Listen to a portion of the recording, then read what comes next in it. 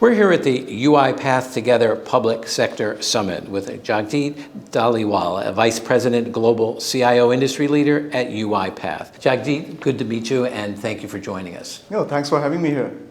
Let me start by asking, from your perspective, where has automation made a meaningful difference in how the government serves the public?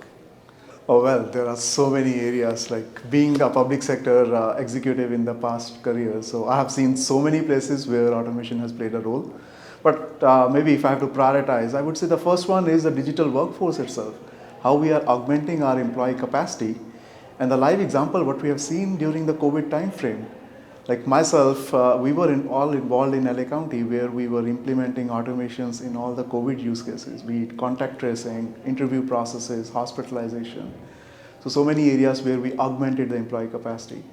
And then the citizen experience is another area which is really popping up. So how we are automating our digital workflows, be it a permitting, benefits processes, or benefits which we enable for our unemployment process. So those kind of different workflows which are coming in.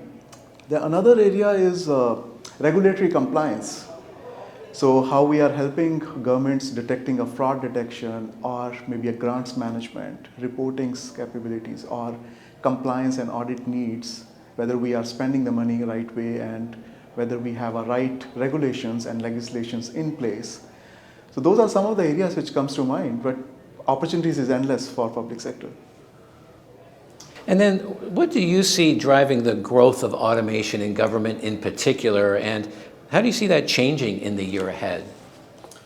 So I guess the growth was slow in the start when I started my journey in 2018, but COVID definitely has accelerated that journey because that was external force which came in because we had a limited capacity and we had to serve those processes, new processes which we didn't plan for. So that definitely accelerated the growth. And go forward basis, this hybrid is going to continue. This is a new normal. We are never going to go back to the original state.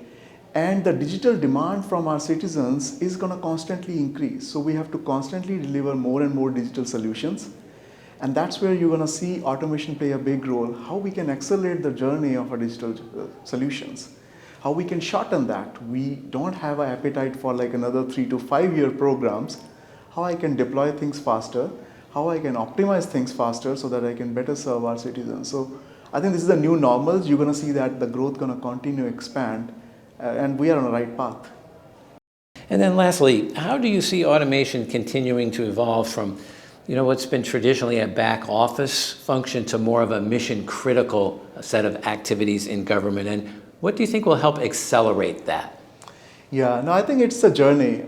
Why we always start with back offices because these are very defined processes, high ROI, and these processes doesn't change too often. And we start there, we get the wins, to build the confidence, but it's based on a agency maturity. As they get the wins in a back office, they move it to the front office, and because some of the front office use cases are actually where we are deploying some new processes or new digital solutions.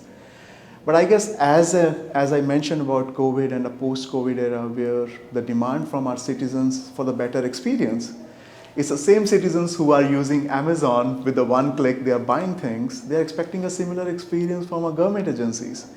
So that kind of external pressure and expectation definitely gonna bring the front-end use cases on a forefront. So that's how I'm seeing that. I think it's gonna be a balance, and every agency based on a maturity, we're going to see that they're going to start building more and more front-end use cases.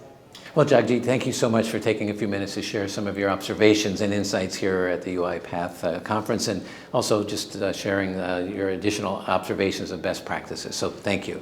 Absolutely. Thanks for having me here.